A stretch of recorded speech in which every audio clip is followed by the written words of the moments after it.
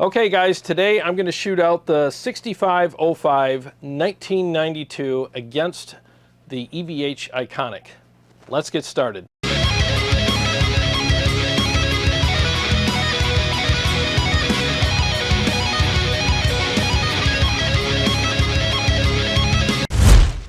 Well, thanks for joining me for today's video. I really appreciate it. A lot of people have been requesting this video and I'm happy to do it for you. This is going to be quick, hopefully.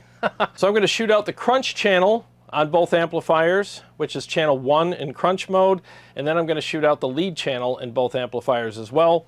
I'll be doing it without and with the overdrive pedal. The overdrive pedal I'm going to use today is the Mud Killer. And then at the end of the video, I'll do a quick comparison on the clean channels. And when you see the picture of the Iconic right here on the screen, that means I'm playing that amplifier. If you don't see it, it means I'm playing the 6505 1992. And here are the settings on both amplifiers. I have them set up in the best settings that I can, and I really think that they're at their optimal settings. Let's get started with the crunch channels now without the overdrive.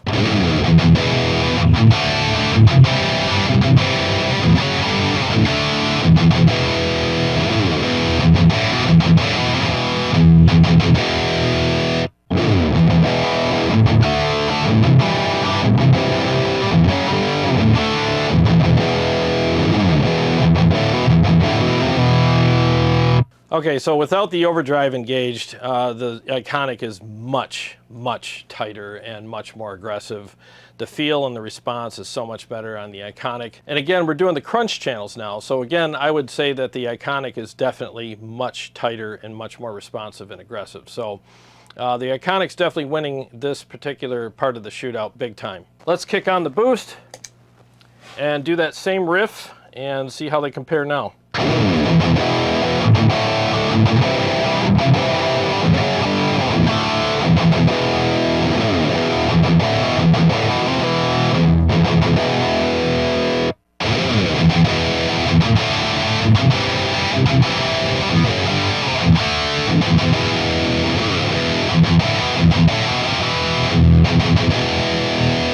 All right, so with the overdrive pedal, I still think the Iconic sounds much better and more modern. You know, I'm more of a modern metal guy, so take that for what it's worth.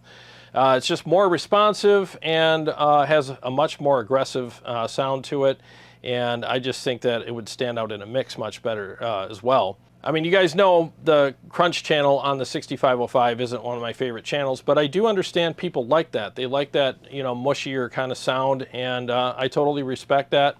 This is just my perspective from, you know, someone who plays modern metal and goes after more modern tones. So take it all with a grain of salt. So let's just do some classic rock riffs on both amps and just see how they compare with that.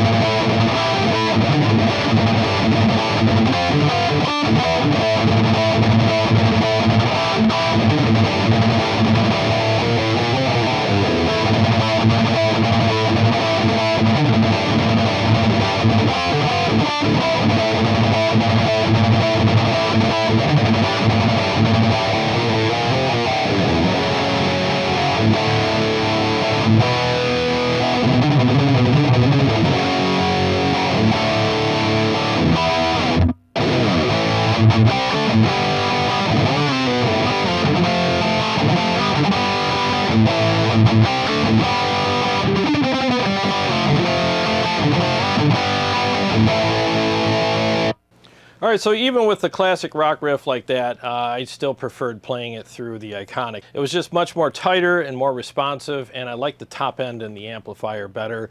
It's just more aggressive, and I think it would stand out in a mix a lot better than the crunch channel on the 6505. I still enjoyed playing that riff through the 6505. I mean, it was pretty cool, but if I had to pick which amp I would go on stage with or go in the studio with between these two, it would be a pretty easy choice so far with the Iconic.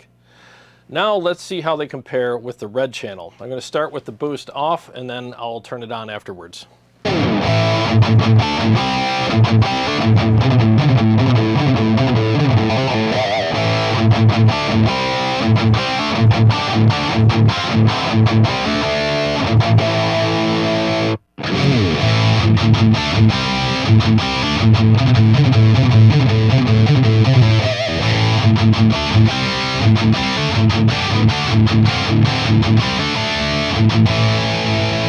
Yeah, the Iconic was definitely still tighter even on the red channel. So you definitely have more gain and a little more tightness on the red channel in the 6505 1992, but it still doesn't keep up with the aggression and the tightness in the Iconic. I don't know, man. Again, it just depends on what your preferences are between these amplifiers. I mean, I would say that, I don't know, there's something about the gain structure in this 6505 that might be a little thicker, you know, but I guess if you want a thicker type of gain structure, then you'd probably go for the 6505. If you want something a little tighter, more responsive, and more aggressive, then you'd go for the Iconic.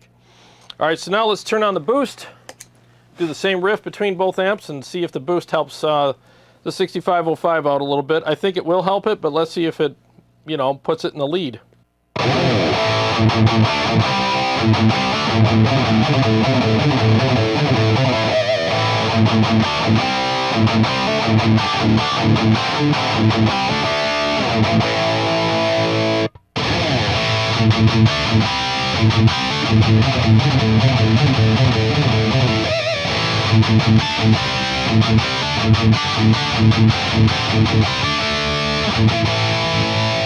Yeah, it definitely helped the 6505 out, but in my opinion, for what I look for in an amplifier, it didn't put it in the lead, but it definitely made it a better contender, you know.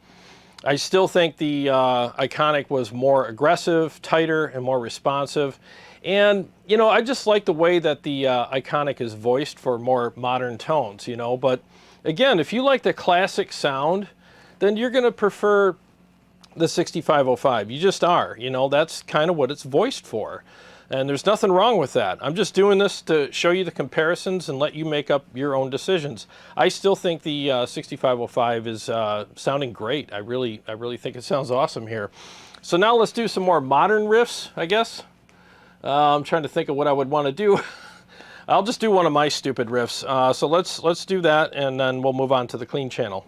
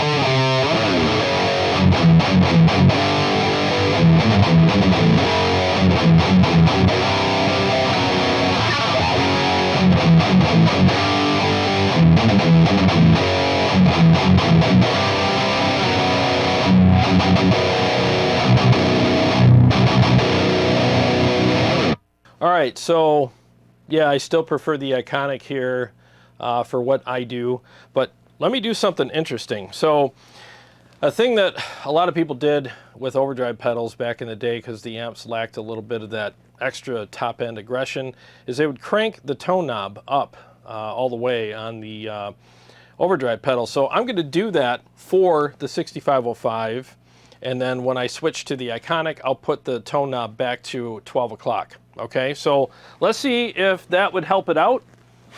Just for you guys who are interested in, like, well, how do I make the 6505 more aggressive? Well, there's one way to do it. Crank your tone knob all the way up. So again, the tone knob on the overdrive will be cranked on the 6505, but back at top dead center on the Iconic.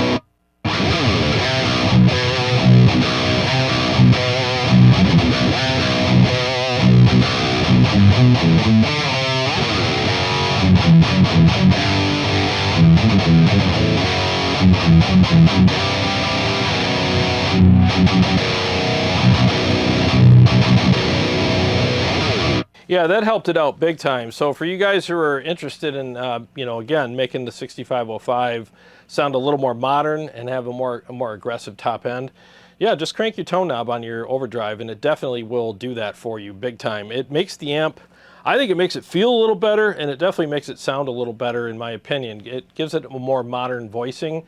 That said, I still think the Iconic sounded a little more modern, you know. So like I keep saying, make up your own mind which one you like better. I'm just giving you my opinion for what it's worth, and your opinion's a lot more important than mine because you're the one that's deciding which one you like. All right, so now let's just do a quick test on the clean channels and see how they sound, and then we'll end the video.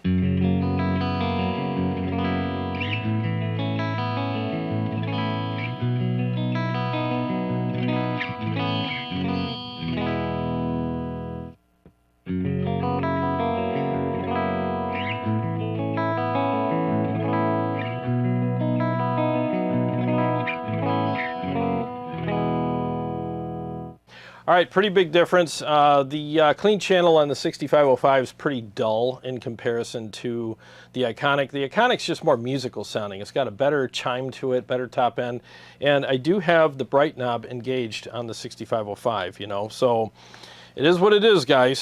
So let's go ahead and turn on some effects just for giggles, turn on the flashback and the Julia chorus and see how they compare with that.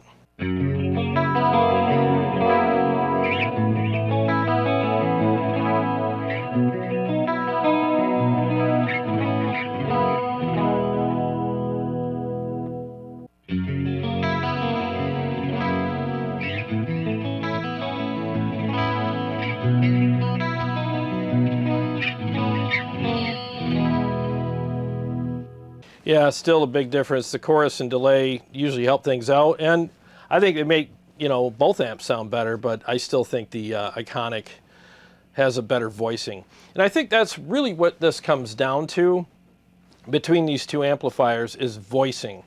You know, the Iconic just came out not too long ago, so it's going to be voiced more towards the modern side of things, and obviously the 6505 is pretty much a remake of the classic 5150, the original. So it's going to be voiced more towards that era. So it, again, just comes out to what voicing you prefer. I think the gain structure on the Iconic is better too. It's just tighter. It's not as muddy as the gain on the 6505. But as long as you keep the gain in an appropriate setting on the 6505, then it's not going to get muddy on you. I mean, there's plenty of gain where I have it set up right now, so you don't need to crank it all the way up because, as you know, you don't want to do that on this amplifier anyways. It gets really muddy.